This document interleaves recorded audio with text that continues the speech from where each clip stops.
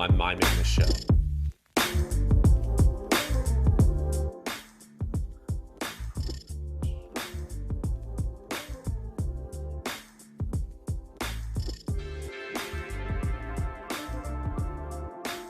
Oh, that's cool.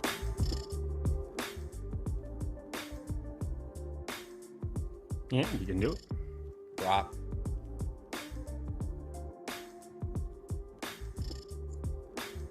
Yeah, what's going on, everybody? Welcome to the NFL Live Before Lock show, the last Monday night that we're going to have here of the regular season.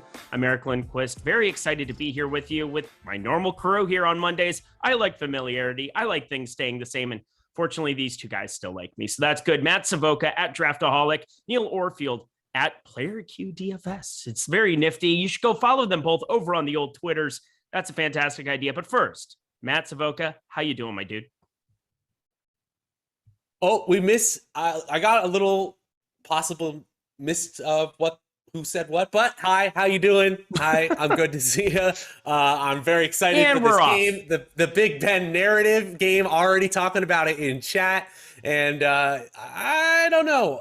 This line has moved insanely. I don't understand it at all, but I'm excited to dig into it with you guys. All right, Matt's over me. That's great. Neil hasn't done enough shows to be over me yet. Neil Orfield at PlayerQDFS. How you doing, my dude?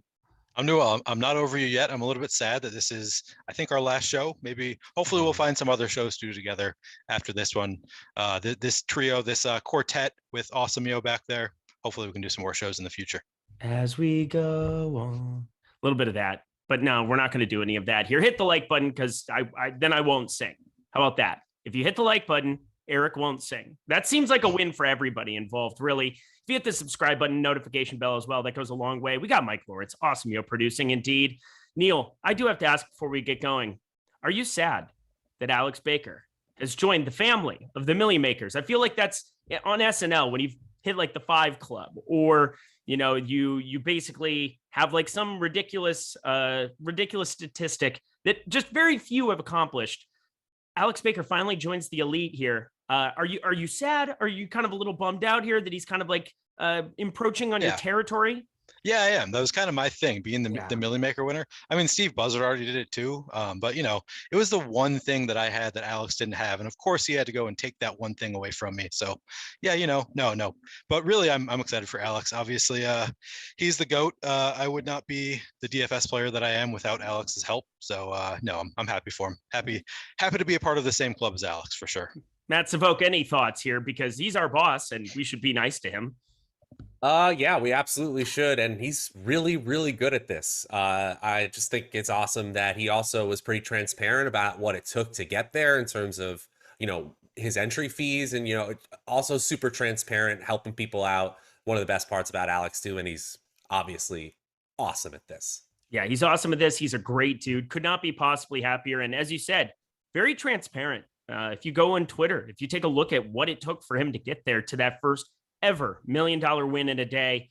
Again, he's done I don't want to know the 6-figure days. I just don't want to know. I'm going to block those out of my mind because they're going to be numbers that I don't comprehend. But the $1 million win, that's just different. And seeing what it took to get there, very, very cool of the boss man to give us a glimpse behind that on the old rotor tracker. And right off the bat, a $50 super chat from Short Gamer TV. Good luck today, guys.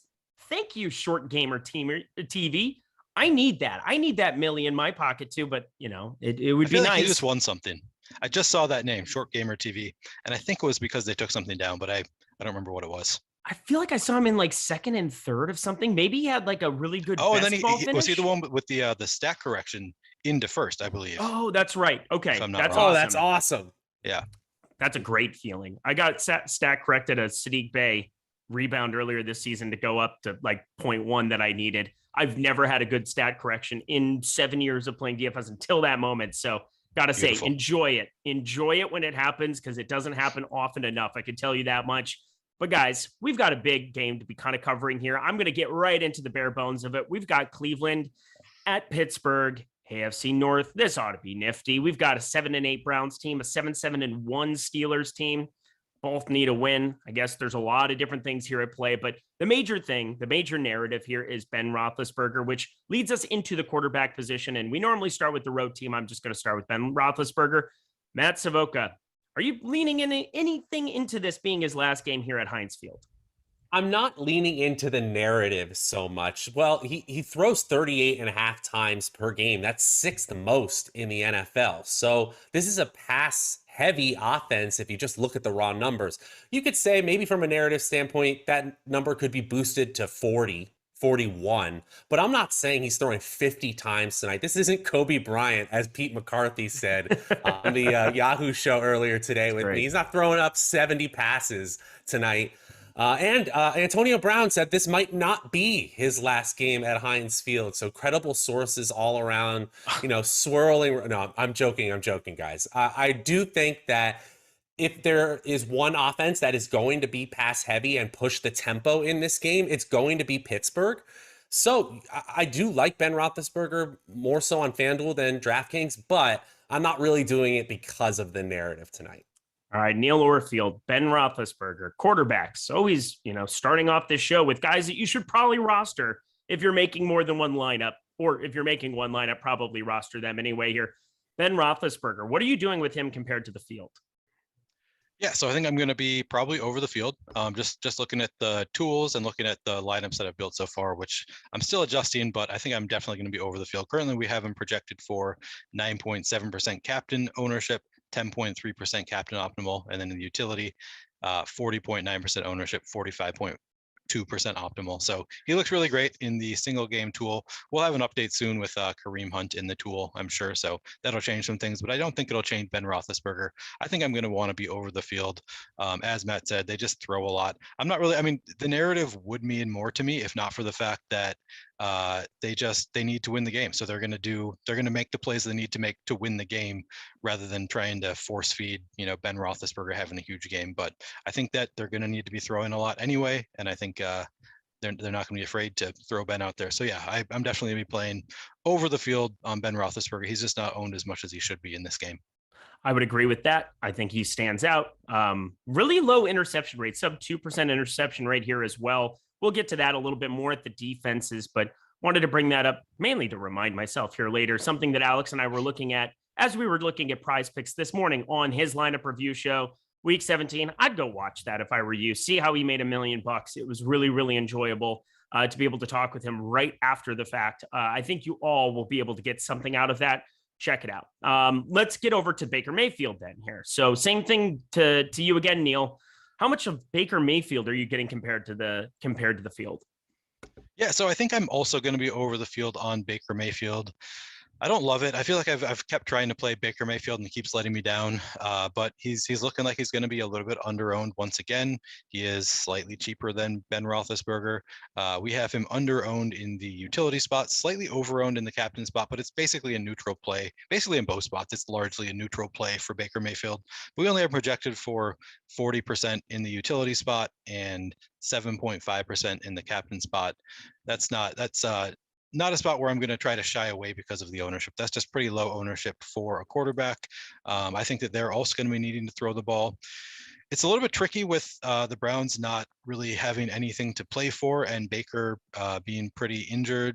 I don't know why he's even playing this game, but he's going out there. I assume they're going to try to win. It's a division rivalry, so I think he's going to be. I'm going to play him as usual, and I think that I'm going to want to be over the field on Baker Mayfield. Yeah, going back to you, Mr. Savoca, we've got Ben Roethlisberger 9,400, Baker Mayfield 9,200 over on DraftKings. On FanDuel, we've got 14.5 for Mayfield, Ben Roethlisberger 14. So a little bit different, but pretty much all right within the realm there. Which one do you prefer on this slate? For Baker Mayfield, it looks like he's more positively leveraged on DraftKings here. Not to say you can't play him on FanDuel, especially at the flex position. And it comes down to ownership here. I think these are two meh quarterbacks to begin with. In adjusted yards per attempt, both are outside the top 20. They're both outside the top 20 in total QBR. They're both right at the 20th position in total expected points added. So I'm not expecting efficiency here by any means, but we're talking about quarterbacks on one game slates. So I do think I like him better on DraftKings based on our latest run of the top stacks tool just updated over on Awesemo.com if you're looking at our tools. But I am definitely recrunching here with that Kareem Hunt absence. Baker Mayfield over the field, though, on DraftKings for me. Man, it's almost like you're a plant, which leads us into our running back position conversation here. And there's a guy right here at the top for the Cleveland Browns. His name's Nick Chubb. He's very good at running footballs forward, sideways, in different directions. He's just really good at carrying footballs, Matt Savoca, and he's going to garner a ton of attention here on this slate, no doubt about it. But now without Kareem Hunt there, yeah, we've seen some kind of mix-ins with some of these ancillary running back options, but for the most part, Nick Chubb has had almost the entire backfield here in some of these spots. 17, 23 rushing attempts the last 17 the game before that, adding and sprinkling in a little bit of receiving volume just on the field, an absolute bunch. And Kareem Hunt would have definitely been a major thorn in the side of this slate, but with him out, Nick Chubb, pretty clear cut that he's going to have this entire Cleveland backfield for a majority of this game. What are you doing with him as the most expensive player on the slate on DraftKings? Oh man, I'm going to play him as much as humanly possible. I was joking with Neil before the show started that we got to talk about range of outcomes, right? That's important when we're talking about trying to win a tournament here. But really, by far, the most likely thing that happens in this game is Nick Chubb destroying the Pittsburgh Steelers defense, which is among the worst rushing defenses in the NFL in schedule-adjusted fantasy points. They are bottom 3 in the NFL this year. And, we've seen Dalvin Cook have massive games here. And so I do think Nick Chubb having a 30-point explosion game is absolutely in the range of outcomes for him here. And one thing I do have to say, with Kareem Hunt out of the lineup in 3 of 4 games, three of his 4 last games, Nick Chubb has had 4 targets. The highest he had in targets before week 12, that first time he had 4 targets, was 2 targets. So clearly Hunt's absence helps him in the receiving game, even if D'Ernest Johnson, your boy Neil, mixes in a little bit more than expected. Your boy does not average 5.5 yards per attempt on his career. I guess it's 5.3 for his career, 5.5 here for Nick Chubb. I mean, he's just a monster whenever he gets the workload. Has had 60% plus of the snaps now here the last 3, which doesn't sound like a lot. But for Nick Chubb, if he's on the field, he's getting the ball. It just seems to work that way. It doesn't matter. The defense can't stop him. Neil Orfield, how much Nick Chubb for you today? So I am going under the field, and it's not because I disagree with anything that Matt just said. I think that Nick Chubb is in a smash spot. He's a great player. He should be great. It's just a matter of trying to get different. Because I'm trying to get different, I'm getting to other players spread out a little bit more. And Nick Chubb, we have projected for 40% ownership. Maybe that's actually changed. I should look at the other tool now. We have him slight negative leverage. It's not something that you really, he's actually a very neutral play in the utility spot, and he is a slightly negative play in the captain spot. So that is something that you should consider. So we currently have him projected for 15.8% captain ownership, but only optimal 9.2% of the time. So that's a pretty big drop off. I would rather play him in the utility spot where he is projected for 50.2% ownership, but he's optimal 56.5% of the time. So if you're going to play Nick Chubb, according to the single game tool, you want him in the utility spot. I'm a little bit under the field in both spots, but that's not because I don't like to play. It's obviously a great spot for Nick Chubb. He should be able to run all over this Pittsburgh defense. I watched the Vikings against Pittsburgh. I watched that game live, and it just looked like they could do whatever they wanted against the Pittsburgh defense on the ground. So I think it makes a lot of sense, and I will be playing plenty of Nick Chubb, just a little bit under the field. Well, without Kareem Hunt there, what are you kind of doing with these other options? And again, you're kind of the guy who on this bottom end is willing to scrape the bottom of the barrel. We've got D'Ernest Johnson, who anytime he's got an opportunity has performed pretty admirably this season, but not much opportunity behind Chubb to at least carry the ball here. And that makes somebody like Demetric Felton, possibly somebody who's getting in there, did receive 4 targets 2 weeks ago against Las Vegas and a negative game script. They are 3-point dogs. Maybe he's somebody who sprinkles in at 200. What are you doing with these other running back options from Cleveland? Yep, you named it. So D'Ernest Johnson and Demetric Felton at our projected ownership currently, I'm going to be well above the field. I'm getting over 10% of each of them. And it's not because I feel strongly that this is what's going to happen, that they're going to feed them the ball. It's just that they have nothing to play for. I think it makes it at least a little bit more likely that these guys are going to get more opportunities in this game, that Cleveland wants to see what they have in these players. This is a good spot to get them involved with no Kareem Hunt.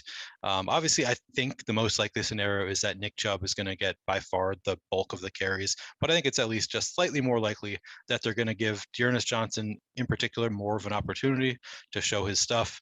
he is a little bit more expensive than I like him to be. At 4,800, he's not the bare minimum. You do need him to put up some real points, even in a low-scoring game like this. He'll probably need a touchdown or several receptions, something. He'll need to do something to get in the optimal. But I think that it's possible against this Pittsburgh defense. Again, it's not going to take that many opportunities for him to potentially break one off against Pittsburgh. So I really like Dearness Johnson. And then Demetric Felton is only 200.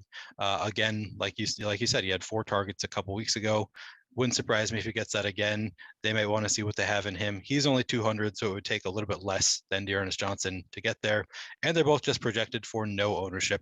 I'm sure there's probably been an update since what I'm looking at here, but I'm seeing Dearness Johnson under 1% projected ownership. Yep. Demetric Felton 3.2. I assume that's going to come up, but I still don't think either of them are going to get steamed. So I'm going to be above the field on both of them for sure. All right, Matt Savoca, what are you kind of doing with these other guys? And do you have a preference between taking shots on Felton or Johnson? I do think if you're choosing one or the other, it is Johnson. He's at a 25% snap share compared to just a 16% snap share for Demetric Felton over the last 5 weeks for the Browns here. I think Dearness Johnson will be the quote-unquote third down back in this game. While that doesn't mean Nick Chubb isn't going to get targets, we just explained how his target opportunity is actually boosted. I do think Dearness Johnson will operate as that spell back for the majority of the game here, with Demetric Felton being more of a gadget player in this offense. I think they're both fine tournament plays, but as Neil said, the most likely outcome here is Nick Chubb getting a bulk of the work and dominating.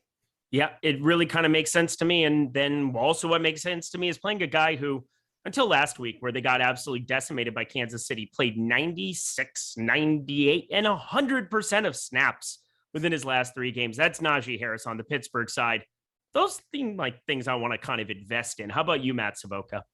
Yeah, absolutely here. And in a game where I'm kind of worried about raw fantasy production, I guess a shootout is in the range of outcomes here, but this total has kind of been all over the place. My total is kind of around 41, which is what I was at like this morning or last night. Najee Harris is clearly going to get the most volume here. He's the number 1 running back in the NFL in targets, number 2 in receptions, number 1 in route participation rate, and number 1 in opportunity share. Absolutely no volume concerns. And so we do have concerns about the efficiency of the Pittsburgh Steelers pass offense. Why not mitigate that by just going with the rushing game here? I know looking at OddsShopper, we are kind of bullish on the unders for a lot of Najee Harris's props, but from a fantasy floor perspective, especially at the flex spot, I think I'm going to be over the field.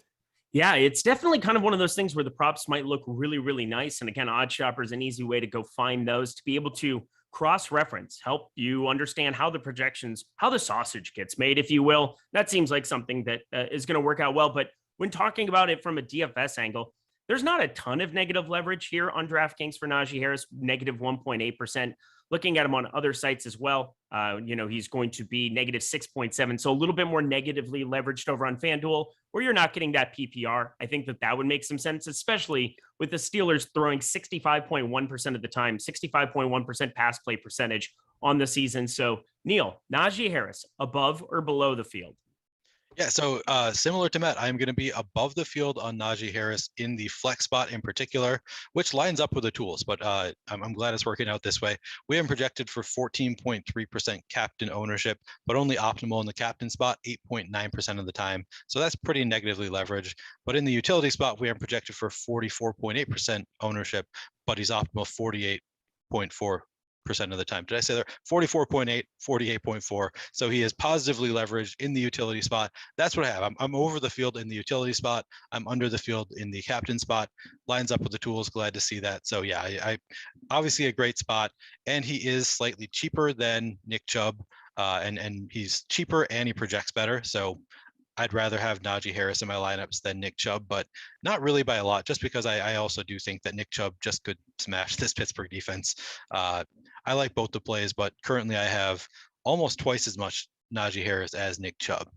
I'm not twice, but I'm definitely with you. I'm going to be over, I think, on Najee Harris pretty much everywhere compared to Chubb, simply to try to find some leverage to get a little bit different here. Mainly because I always see Nick Chubb getting way more rostership than kind of what I expected going in. And I think the tools are reflecting that both of them are going to be popular. So I'm just going to take the guy in Najee Harris that I would expect to, if I'm in a coin flip and I'm deciding which one might be a little bit more negatively leveraged. I think we can all agree Nick Chubb with that backfield, especially with Kareem Hunt out. I think he's going to get a lot of attention, rightfully so, but I got to find a different path here, trying to avoid a little duplication. Matt Savoca, there's really nothing else to try to mine out of this Pittsburgh situation at running back. Najee Harris has been playing a ridiculous amount of snaps, but I guess there are some game scripts where you could find a guy like Benny Snell, got 5 attempts last week, which has kind of been a rarity. Benny Snell in years past has been a thing. Derek Watt, obviously just there to support his brother. I don't know what else he's there doing, but Matt Savoca, what are you doing? Anything with Benny Snell?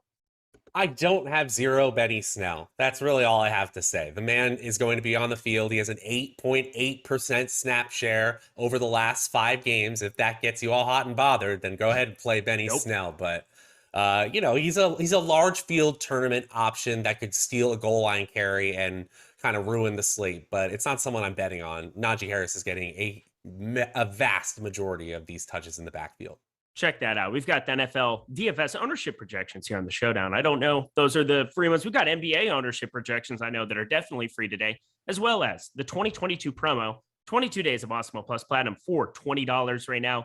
The Happy 22 promo, that's going to be 20% off an entire year of Awesemo Platinum. And I know it's a good chunk of change to get in the door and do that. But I promise you, over the course of an entire calendar year, rather than doing it monthly, it's going to just average out underneath $60 a month. It's going to give you every single thing we have behind the paywall, not just NFL, but it's going to have NBA. It's going to have MMA. It's going to have PGA, which comes back this week. Can't wait for Wednesday, live before lock here with my buddy Ben, talking a little golf. That's going to be really enjoyable to have back here. MLB, God forbid, a lockout or anything, but we're going to have that available to you. But definitely check that out, as well as the $20 for 22 days. If you want to check it out here before you invest a little bit more heavily in it, check this out with promo code 2022. Doesn't get any better than that. Stop guessing, start winning, and join Awesemo Plus today. Boys, this is a PrizePicks show, though. We got to talk a little PrizePicks. It's one game. We're going to get, before we get over to the pass catchers here, let's talk a little bit of PrizePicks too. And, not to just go back-to-back ad read, but, I got to get it out there. Daily prop-based contests. It's so much fun to play over there. It's the easiest thing you can possibly do. You play 2, 3, 4, or 5 players, all overs and unders on their props. You put them in, you can 10x your entry fee. It makes it pretty darn easy. Download it at the App Store, Google Play, or go to prizepicks.com and play along with us here as we give you our favorite plays for PrizePicks here today. Let's check it out. Heading over to that site. What are you kind of looking at, Matt Savoca, as your favorite PrizePicks play for the day? All right, this is a player who I've been leaning on in cash games on the main slate, and he's been up and down in usage over the last few weeks, but I think we're underrating him in terms of his receptions upside. Deontay Johnson currently has a PrizePicks prop line of 6.5 receptions. He had a streak in the middle of the season, 9 receptions in week 12, 7 receptions in week 11, 7 receptions in week 10. He's been closer to 5 or 6 over the last few weeks. So I think there's a little recency bias in there. If you do believe in Ben throwing 1 to 3 more times than his average as the narrative boost, then I think you get 1 to 3 more targets for Deontay Johnson, giving him the over on that 6.5 receptions. I love it. I love it. I love it. Going over to you, Neil. What are we doing here over on PrizePicks today? I'm taking the over on Baker Mayfield, 215.5 pass yards. I just think that even in a low scoring game like this, that line is too low. We have him projected for 230.4 pass yards. This prop, the prop for over 220.5 pass yards has an expected ROI of 5.5% and an expected win rate of 56%. So we're getting even better odds than that on 215.5. So I like over 215.5 pass yards for Baker. Oh my gosh. Well, I got 209.5 over on mine. So maybe a different line here at the moment, which is kind of fun to see. So if you guys are over here, that's making a really good play. I've got a different one to get a little bit different. Ben Roethlisberger under 0.5 interceptions. I was covering the week 17 here with Alex earlier today, and that has actually moved down. I said he has under a 2% interception rate here on the season, which is really, really low for a quarterback. And it's strange considering they literally throw 65% of the time. You would expect it to be up, but been very accurate. Obviously not a whole lot of issues here in the interception department for the season. So I'm looking at him as a guy that you can maybe be. Eric, can I chime in with something? Go ahead. Ooh, so I have been looking at this because I noticed that as well. PlayerProfiler.com has a danger plays metric where plays that are charted as dangerous. Ben Roethlisberger, more danger plays than any quarterback in the NFL at 49. He has 36 passes graded as interceptable. That's fourth most in the NFL. I wonder if it's just variance there. Ooh, well, then what you would want to do is you'd want to not do this at PrizePicks. You want to go to a sports book, use OddsShopper, and get the plus money on the over of 0.5. That'd be a way to kind of double time it. You're going to win on one of them. Okay. So there's that. But definitely something where Ben Roethlisberger, it was just such a fascinating number to be looking at regarding some of that. So I'm glad that you chimed in and put me in my place. I'm happy to have that happen because, again, I want to just be, this is supposed to be conversational and it's supposed to be to help you make money. So Ben Roethlisberger, the other thing is if you're going to be playing the over on Baker Mayfield passing yardage, why not Ben Roethlisberger, 225.5? I know we had over 230 earlier in the day projected here at Awesemo as well. That's going to stick out. Check out PrizePicks. This is such a fun place to go to get exposure, especially if you're in a state like California. Out here where I'm at, I'm not able to play anywhere else. So thank you so much to PrizePicks for their sponsorship of the Live Before Lock show here today. Very, very happy to be partnered with them. We got a super chat here. I'm going to do this one quick. Then we're going to get to the wide receivers. This is kind of a lot considering we haven't gotten to kicker or wide receiver yet, but kicker of K Hunts. I had to say that slowly because I was really worried about how that would come out. So DraftKings, Captain Deontay and Freiermuth and Boswell in the flex, or Captain Freiermuth, Deontay Johnson, Dearness Johnson in the flex. Matt Savoca, do you have a lean one way or the other? I don't know the field. I don't know if it's cash, but if you had to pick one straight up to beat me, which one would you pick? All right, I think I am leaning on the Freiermuth captain one. If I'm trying to win a tournament, I love Deontay Johnson. We just talked about him, but I think I'm going with the latter there with the Freiermuth captain side. How about for you, Neil? Can you reread it? Oh, yeah, absolutely. Captain Deontay Johnson, and then Freiermuth, Boswell in the flex, or Captain Freiermuth with Deontay Johnson, Dearness Johnson in the flex. Ooh, man, that's tough. Yep. I like both of those, to be honest. Give me the one with Dearness Johnson in it. I'll take the second one. Yeah, I'm going to take the second too. So we're all going to be taking the second one. Freiermuth captain. I just think I don't know. Maybe the field might be a little bit lower than I am here in this spot. Again, if we just assume that he's going to be playing all the snaps here, coming off that concussion, there's definitely some upside there. Ben Roethlisberger confirmed making tight ends a thing since, whenever he's been in the league. But let's jump over to the wide receiver position. And with Cleveland, the conversation begins and ends with Jarvis Landry in the absence of Odell Beckham here. Matt Savoca, how much Jarvis Landry for you today? I've got plenty of Jarvis Landry. I'm not sure I'm super bullish on him. He is positively leveraged in our tools. So that gives me pause when I have a player that I'm just not overly enthused with. From a matchup perspective, the Steelers are much, much easier to run against than to pass upon this season in schedule adjusted fantasy points. At least that's the way the numbers bear out. Same with yards per carry versus yards per pass attempt allowed. That said, Jarvis Landry is the only player on the Cleveland Browns that we could project for 7 targets. And really, if there's only one player on Cleveland who has a chance at 10 targets tonight, and it's Jarvis Landry. So at that point, I understand why our tools are saying he's a positively leveraged play. His ownership isn't that high on DraftKings, and he's fairly easy to get to at 8,400. I just don't think it's a phenomenal matchup. So I can't say it's someone I'm super bullish on. So yeah, he's seen 10 targets in 2 of his last 3. We would expect actually probably a little bit more volume from him, but on a site like DraftKings, that's PPR, Jarvis Landry, you just have those pre-notions of him having a short ADOT, being a guy that generally is not going to be, he's more of a possession receiver, Neil Orfield. But how much Jarvis Landry for you over on DraftKings? And then are you doing anything different on a half PPR site like FanDuel? Yeah, so I'm a little bit under the field on Jarvis Landry currently on DraftKings. I assume I will be on FanDuel as well. Yeah, he's actually positively leveraging the tool. So I am going a little bit against the tools by going under the field on Jarvis Landry. I think he's a great play. I think that he makes a lot of sense. He gets a lot of targets. He could have a lot of catches on a PPR site like DraftKings. I think is where you would rather have him. I'm just not getting to a ton of him because I would rather play Deontay Johnson. There's just other players I'm going to get to a lot more than Jarvis Landry. And it's not because I think he's a bad play. It's just because I'm kind of spreading out my ownership a little bit. He's getting a little bit more than I would like.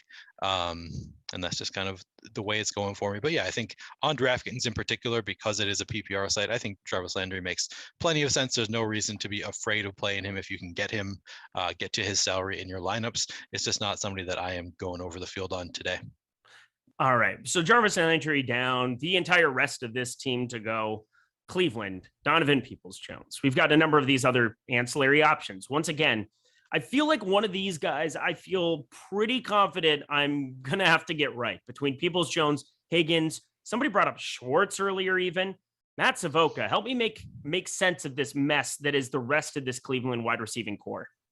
So I'll be honest, the way I'm playing this Cleveland wide receiver core, including Jarvis Landry, is honestly just spray and pray. I don't think I have more than 25% of them on any platform right now. But the one that intrigues me the most is actually Donovan Peoples-Jones. A 15.9 yard average depth of target since week 12. And this is really surprising. Donovan Peoples-Jones has 26 targets in 4 games. And Jarvis Landry has played 3 games, but he has 25 targets. In terms of air yard share of team air yards, Donovan Peoples-Jones crushes Jarvis Landry over their last 5 weeks of the Cleveland Browns season. So I do think if you're looking for that big play receiver, Donovan Peoples-Jones is that player. I'm not sure he's super talented, but I'm just looking for a player who just needs a couple catches to break the slate and be in the optimal lineup. The salary isn't great, but from a matchup perspective, I do kind of like that play this week. Neil, I'm speaking to your generation, but did you see Spaceballs once upon a time? I did once upon a time. Is the Schwartz strong with you, Neil? The Schwartz is strong with me. Yeah, so I will start by agreeing with Matt that I am over the field on Donovan Peoples-Jones. I just think that he's a play that it wouldn't be shocking if he burns somebody and puts up a big touchdown or something. So I'm over the field on Donovan Peoples-Jones. And yes, Anthony Schwartz is one of those players that I am making a bet on that I'm not super confident in. He's not somebody that I think will have a ton of opportunities. His snap share has been pretty low the past few weeks. I mean, for most of the season, other than when all the receivers are out. So it's not a really strong conviction play, but I think that Anthony Schwartz is a player that they might want to see what he can do if they are playing into the we're done. You know, we have nothing to play for. We want to see what we have. He's a burner. Wouldn't take that much for him to get there. It would just take one play, really. He had a touchdown last week. Maybe they want to build on that. He's 1,400. So I am well over the field on Anthony Schwartz. We only have him projected for 2.8% ownership. I'm going at least 5 times that. And he might put up 0. I think that that's a real risk, but I'm willing to take that risk in a large field GPP. Man, Spaceballs was a hit with the chat. You got to give me a like now. You can't not like it anymore. We ain't found shit. How about that? I love that movie so much. We're combing the desert. Oh, it's the best. It's so good. I always drink Mr. Coffee when I'm watching Radar. It's just as good as it gets. That's a deep cut. You probably won't remember that one. But here we go, everybody. Heading over to the Pittsburgh side. And this is where it really starts to get fascinating because I really like these wide receiver options a lot more, even if I don't necessarily have them in lineups with Ben Roethlisberger. Why do I like Deontay Johnson so much? Well, Matt Savoca, maybe you can help, but maybe it has something to do with the fact that he gets an egregious amount of targets. He's really good at football when he doesn't drop it. And I just don't see him not getting the volume here in this spot. Yeah, he's the player on the Pittsburgh offense that typically makes them go. When he's good, typically the Steelers have a chance of winning. So I'm happy to see that after a 5-target game in week 15, even in a blowout loss in week 16 against the Chiefs, back up to 9 targets, 3 in the red zone, catches that touchdown late to help your fantasy day if you played him in the main slate last week. And as you mentioned, one of the most voluminous receivers in the NFL, number 5 in the NFL in total targets, number 4 in target share, number 16 in air yards share. So he's kind of working with Ben Roethlisberger in being that short area target. And, you know, you need volume and you need red zone targets, touchdown upside. Luckily, Deontay Johnson is 10th in the NFL in red zone targets. He's been pretty efficient too. Top 25 in the NFL in yards per route run, in fantasy points per route run. So I know that he doesn't look incredible in our tools on FanDuel and on DraftKings. He has slight negative leverage. As a utility on DraftKings, he has some positive leverage. But I actually boosted him in my projections here. I think he has a chance to eat here. Yeah, I really do too. But 42.4% is a large number, and you're getting Chase Claypool for a 15% discount. Neil, how do we kind of make sense of this when Deontay Johnson seems like the guy that has been Ben Roethlisberger's number 1 routinely this season, and Chase Claypool loves to flex after first downs and not get to the line of scrimmage? Yeah, so Chase Claypool's snap share has gone down a lot. It was actually down even before the Vikings game. A lot of people attributed it to that boneheaded play. Even before that, he was only playing about 60% of the snaps. And then it came up a little bit in the last game. He played 82% of the snaps in the last game against Kansas City. So I don't really know what to make of that. It seemed like Ray McCloud was getting a little bit more of the snap share. And then he played the fewest that he has played in the past 4 weeks. So I guess only slightly though. I don't know exactly what to make of it with Chase Claypool. I was trying to play him the week after that Vikings game and got completely wrecked by it. He did nothing. But Deontay Johnson, I am taking a stand there. I'm going to be well over the field on Deontay Johnson, both in the utility and in the flex spot. I just think in a game like this that should be low scoring, you want players who are going to get a lot of receptions. And I think Deontay Johnson should get a lot of receptions or a lot of targets at least. So he's a player that I am going to be overweight on despite the high ownership and despite his high price tag. I'm just going to be taking that chance on Deontay Johnson because I think that he's a very good player and I think they're going to try to force feed him the ball in a game that they have to win. All right. Yeah, it makes sense. God, the rest of these guys though, Ray McCloud, come on, James Washington. This is the kind of stuff though, Neil, that you are really known for, is making one of these guys a thing. Which one are we trying to make a thing here today? Yeah, so I'm sort of making Ray McCloud a thing in this game. His snap share, as I mentioned, has been pretty high. It's been over 60% the past 4 games. He's only 3,400. I think they're going to be throwing the ball, and it wouldn't shock me to see Ray McCloud score a touchdown or, have a number of receptions. He's cheap enough that I think 5 receptions would probably do it. So I'm going to be over the field on Ray McCloud. Currently, I have less James Washington than I'm really comfortable with. I'm probably not going to change it, so I think I'm stuck here. I'm under the field on James Washington. I think he's a fine player. I think Ben Roethlisberger likes him. He's made comments in the past that he likes throwing the ball up and letting James Washington go for it, but he hasn't really shown much this year. So I think lately it's just seemed like they're going to Ray McCloud more, and I'm that's where I'm going more so than James Washington in this one. Matt Savoca, break the tie here because I think I'm going to the James Washington over Ray McCloud. Which one do you prefer? I get it. James Washington has been that big play receiver when he's on the field, but I mean, Ray McCloud has 8 targets in 2 of his last 3 games. He's had a red zone target, at least 1 in 3 straight games, 2 last week. I mean, the yardage has not been there, but if you just look at expected yardage based on that level of usage, it's going to eventually hit for Ray McCloud. And you're talking about a player who's 3,400 on DraftKings. He's playing over 70% of snaps over the last 3 weeks. It's kind of been all over the place, as high as 84, as low as 58. But still, this is turning into a full-time player, and his salary is quite low. He's super positively leveraged in our top plays tool. So I think I got to go Ray. I'm so disappointed. Nobody... we got all the Spaceballs quotes, but we didn't get Spaceballs the flamethrower. Kids love this one. That's all I was waiting for from Terry McBride. Again, my movie guy over there, he's just an absolute beast. The guy knows all things classic movies, and Spaceballs, that's considered a classic now at this point in time. I mean, it had John Candy in it, for God's sakes. It's a classic. Okay, thank you, Matt. Yeah, there we go. Didn't need to break any tie there. It's unanimous, baby. Just like it's unanimous that we need to do the Hall of Fame right now, right? Hey, that wasn't a great segue. I can do better. But you know what? Whatever.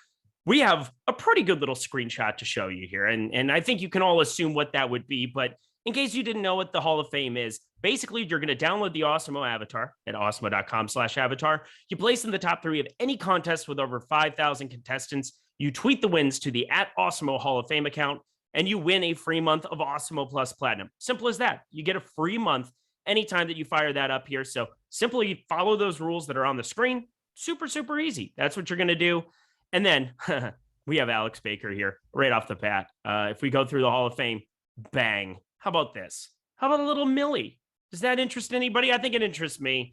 Let's have somebody else replicate that here tonight. That would be excellent, especially if you can find a way to do it without a split. But hey, you know what? Looking at this lineup, only one player over 10% rostership in this tournament in the 2-2-2-2. What an absolute smash here by Awesemo. First $1 million win by the boss man. Congratulations to him here in this spot. But it's not just Awesemo. You have so many of these other guys, so many other subs that we have that are just tweeting up a storm constantly here. So just an absolute smash here, time and time again. What's this next one here? Try to read it on the thing. Short Game TV. There we go. Oh, there he is. There he is. Short Gamer TV. The afternoon only rush. He goes first, third. That seems fun. I would want to do such things. Congratulations. That is such a sick start of the year. Starting off 2022, hot shout out. I would say so. That's a really, really nice one to see. Next up here, we've got Anthony Davis. Anthony Davis has been in the chat forever. The guy is an absolute stud, and it's so good to see him win 50K. If somebody deserves it here, 6 years, done well, but never finished top spot in a main GPP. Well, you can't say that anymore. Absolute smash here by Cowboy for life, 86. He's, almost my age there. I'm 87. That's what it is. That's not my username, but either way, congratulations. Another fantastic shout. And then Jordan Lockhart, who stay hot, my dude. Just stay hot. Always nice if the split is at least with some other Awesemo members. Thanks for the content and tools as always, gents. Here's to a big 2022. Everybody tagged in there, 7,825. So a number of Awesemo subs tied up in that top spot. Congratulations, Jordan Lockhart. Keep it up. Oh, and we've got one more here too as well. That's Brian. Another big W here. I can't tell you how cool that is to see. We've got, appreciate all the guys on the show this morning from this. Great start to the new year. Nice $300 and $100 win there. Doesn't matter what it is. If you've got over 5,000 entries in it, we are going to give you that W. So we're going to give you that free month of Awesemo Plus Platinum. So congratulations to all our winners. Boss man, congrats on the Millie. That's fantastic. All right, let's go over to the tight end here. I was talking about Pat Fryermuth. We'll get to him here in a second, but Cleveland, seems like Cleveland tight ends. This is Showdown here, so we got to make sure we get the tight end right. And we got Austin Hooper and David Njoku. We've seen some really nice games out of both. I believe it's been Austin Hooper who's kind of fallen on some of these Showdown slates where he's completely smashed. I know that Baltimore one 2 weeks ago was an Austin Hooper spot. David Njoku 3 weeks ago against Baltimore, ironically, as well. And then against the Chargers. I remember that earlier in the season. Both have some upside, but Matt Savoca, which one are you getting to more on this slate? So I'm getting to Hooper the most, but here's what's really interesting. If you break out our leverage score to captain leverage and to flex leverage, all three tight ends have positive leverage scores at the captain spot. I think in large field tournaments, taking shots at any three of these tight ends make a lot of sense here. The Cleveland Browns use the tight end more than anyone in the red zone, and they use multiple tight ends as well. You got Austin Hooper leading the team over the last 3 weeks in red zone targets. You've got Harrison Bryant leading the team, tied with David Njoku in end zone targets over that same span. So that really interests me. And as we know, it's very basic science. Tight ends score touchdowns on single game slates. That's how it works here. Yep. But ultimately, this is a team that utilizes that position in the red zone where it's most important. So in large field tournaments, I really like them as off the wall captain plays. All right. Well, there's also this other guy lingering down here in Harrison Bryant. And I'm curious, he's the third guy. I think third on the pecking order, but he's been pretty consistent. He had back-to-back games with touchdown catches. And if you tell me he's going to get a touchdown catch, I would roster an absolute crazy amount of him at 3K. But Neil Orfield, are you getting to Harrison Bryant in addition to these other two that seem to be a little bit higher priorities? Yeah, I'm getting to some of all of them. I think that this is the kind of game, because it's going to be probably low scoring. Whoever scores a touchdown at these prices is probably going to be optimal. These guys are all cheap enough that just one touchdown is probably going to do it for them. And it wouldn't shock me to see any of Hooper, Njoku, or Bryant score that touchdown.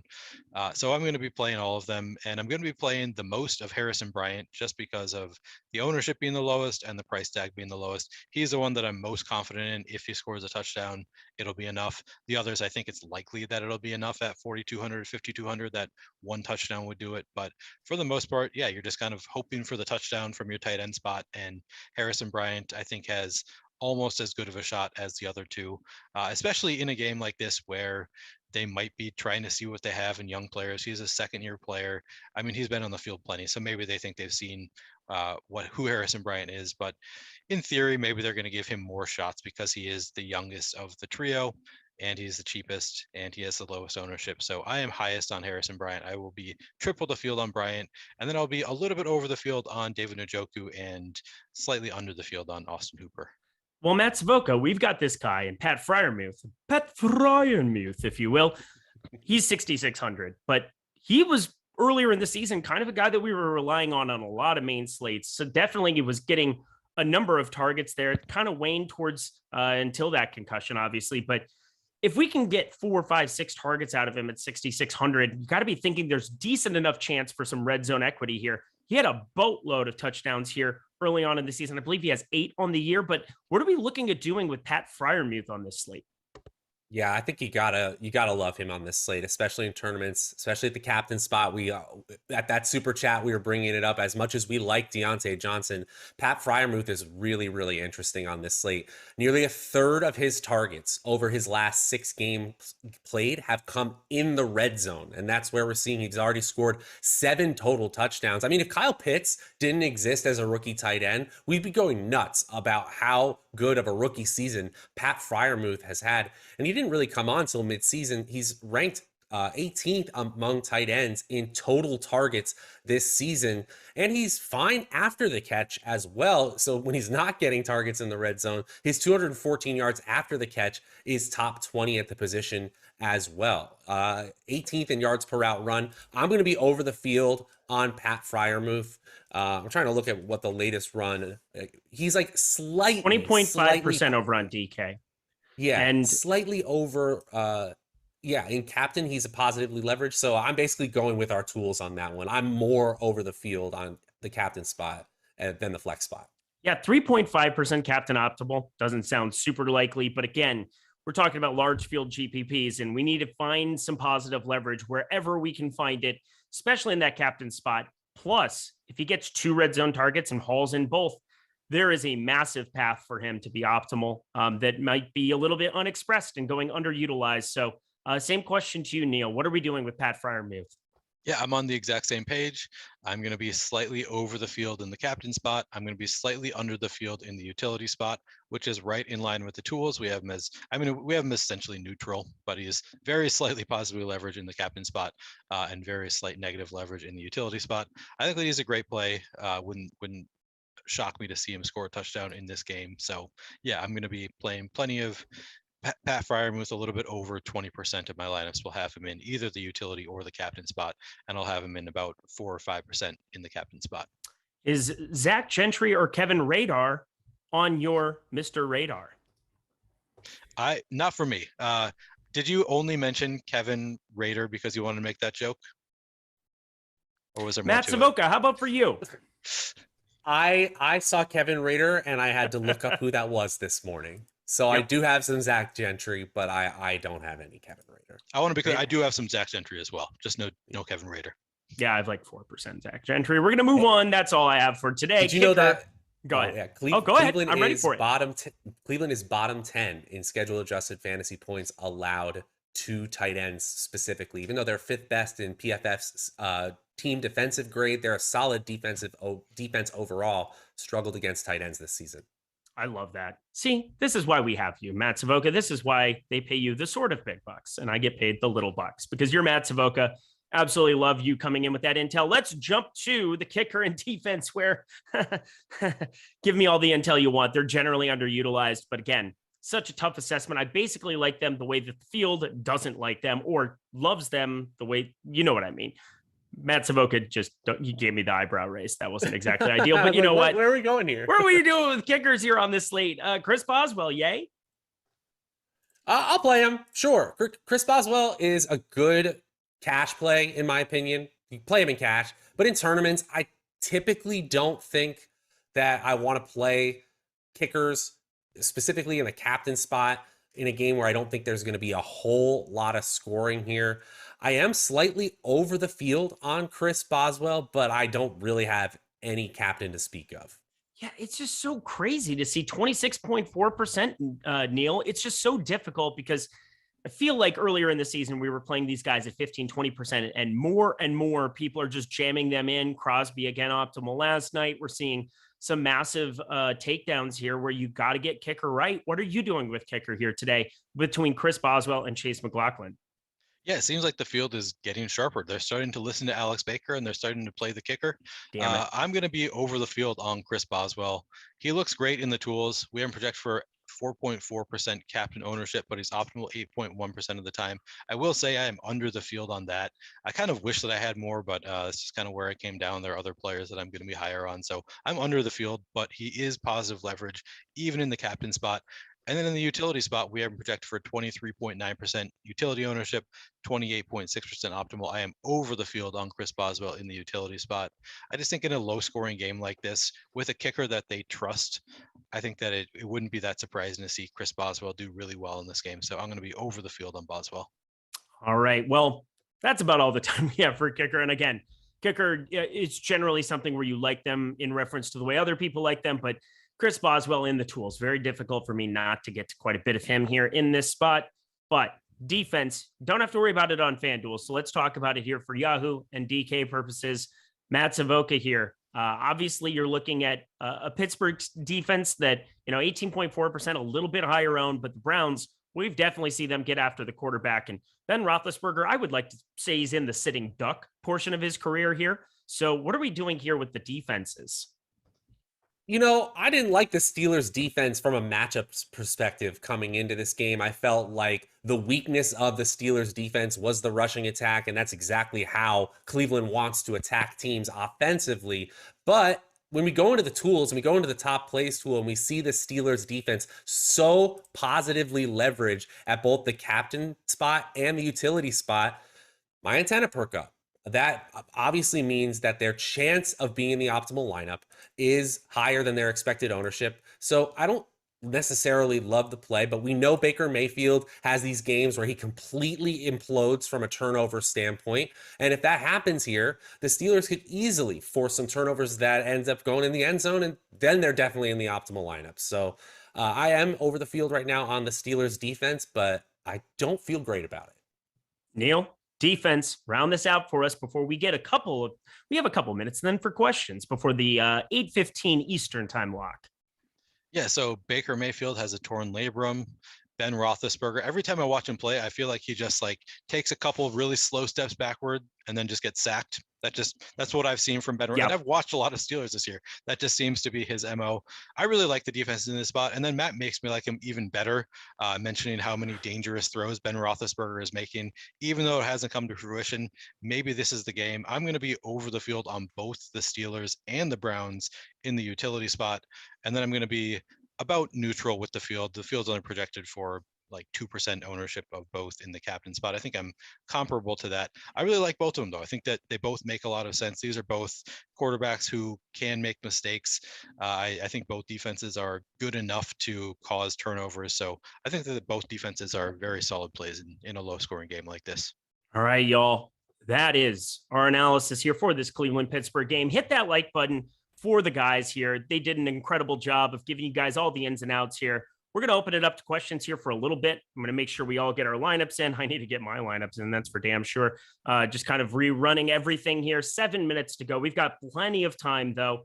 Player GDF. Oh, this is all in caps. I mean, I almost don't want to say it because it's all in caps, but you know what, Zachary, we're going to let it go here.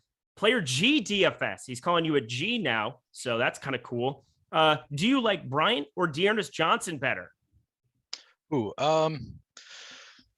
let's see, what are the ownership? I think I'm going to have more Dearness Johnson. And I think it's because of the lower ownership. Well, Bryant, we have at 4.9% ownership. I think that Harrison Bryant would be the better cash play or the better small field play. I think Dearness Johnson is probably the better large field GPP play. It's a real long shot with Dearness Johnson. I think Harrison Bryant is likelier, but I think that Dearness Johnson will be lower owned. So kind of depends on the contest you're in, but in a very large field, I slightly prefer Dearness Johnson. In a somewhat smaller field, I would prefer Harrison Bryant. Let's head over to Matt Savoca for this one. Well, another one all in caps. I'm not going to read any more all in caps things after this. Jermaine Dorsey, FanDuel top plays and under 6K value play. Under 6K. Let me pull this limit up here. I don't. Wow, this is great. This is great. I probably gonna say, gosh. I wouldn't call them value. It Yeah. would be wrong to call them value. Under 6K, I guess I would go with Peoples Jones. Sorry about that. Oh, you're fine. That's definitely, I think, the best play underneath 6K. He's going to be popular, I think, at that number. So everybody just be aware. But I think from a value perspective, he's going to be the best. Neil, do you agree with that one? Yes, I do. Okay, cool. Good talk. Miles Bridges has 42.8 on FanDuel at the halftime. What planet am I on? This is unfortunate. Sorry, had to look at NBA for a second. Let's see. Chubb going to get shut down like Swift did yesterday. I don't think you can really ever completely shut down Nick Chubb here in this spot. I'm just hoping he doesn't break the slate would be the right way of putting it. Does he mean shut down like by the coach though? Like because they have nothing to play for, maybe they don't play him quite as much. And I think that it's more likely that they will play Nick Chubb for basically the entire game because it is a rivalry game. I'm sure they do want to play spoiler, but there's at least some possibility. All right, Matt Savoca, I'm going to ask you this one. Gerald Lee Davis, mainly because this is an intelligent question and I think it needs an intelligent answer, so I'm not going to answer it. Gerald Lee Davis, in the event that a kicker ends up being our optimal captain, what does the rest of our lineup typically look like in terms of positive correlation with that game script? I think in a one-game slate, we don't have to worry about traditional correlations as much as we would on something like a main slate. But usually when kickers are ending up in the optimal lineup, it means that a lot of high value players disappointed or maybe all but one. So I would say you could correlate it with, say, the starting running back of that same team. But in general, the only thing I would do is maybe if you're using something like Fantasy Cruncher, I would, if you have someone like Chris Boswell as your captain, I would put a slight demerit to Ben Roethlisberger's score because he probably doesn't get his ceiling. Dude, you win the vocabulary contest today. Demerit. Demerit. Not devalue or lower or, just not get to. Demerit. Neil Orfield, anything you want to add to that? I think that was pretty fantastically put together. Yeah, no, I agree with all of that. That's really well said. Obviously correlation is generally important in DFS, but on showdown slates in particular, you're just trying to get unique. And I think that there are a lot of ways to do that. You don't need to worry as much about correlation. Typically with the defense captain, you're probably gonna be better playing some kickers and making probably not as many quarterbacks with defense at captain. But yeah, I think what Matt said makes a lot of sense, that you don't need to worry about it quite as much. Oh, this is only a question, I think, for Neil Orfield. Bud Light or Budweiser? Bud Light. I got to ask Matt, I guess, as supposed to. Bud Light or Budweiser? Bud Light. It's definitely Bud Light. It's not close. Budweiser, for whatever reason, is not good. And Bud Light is. I don't know why. Maybe that's just the South Dakota in me. It is what it is. Neil. Neil's just showing off now. What is that? It's Blue Moon. That's all I've got in the fridge for the past month or so. It would have been incredible if you had just shown Budweiser after that answer, but whatever, we're fine with it. Good luck tonight, everybody. Yes, indeed. Good luck. Smash that like button on the way out. We have got over 1,000 of you. I would love if you would all hit that lovely like button to make us feel good coming into this new year of 2022. God forbid it doesn't go better for everybody involved. We're just keeping the lights on over here and you help us do that. We love that you guys are here helping us out here. Let's see, Budweiser, watered down Bud Light. Budweiser isn't good, but it's definitely smashable on the golf course. Yeah, that's also a fair take. No question about it. Good luck today, everybody. Matt Savoca loved it today. Any final words for the people? Yeah, on December 30th, this game was at 3.5 spread in favor of the Cleveland Browns. I think that's actually closer to where the talent of these two teams lie. I think the Browns win this game by 6. Okay, give me the final score. We did that last week, and I think I have no idea. I can't remember. I got 23-17 Browns. Neil? Man, I hate when you make me do this. I'm so bad at this. I will go 23-20 Steelers. Yeah, somebody's going to give you shit on Twitter when you get way off or whatever. You know what I'm going to do? I'm going to do this. 30-21 Pittsburgh. Just kind of a weird random one. I think it's a little bit over 43.5 total. That's a lot higher total than I would expect here for an AFC North divisional rivalry. So a little bit of that, everybody. Thank you so much for being here, talking a little NFL. We're going to miss these Monday nights, Matt, Neil. I'm sure we'll be getting some playoff stuff going here coming off of Sunday. So looking forward to that. Mike Lawrence, Awesemo, thank you so much for producing behind the scenes. Thank you so much to the chat for being so lively here today. Matt Savoca, thank you so much. He's going to go comb the desert. Neil, he's going to go drink Mr. Coffee. I'm Eric Lindquist, and I'm a little Drewish. Funny.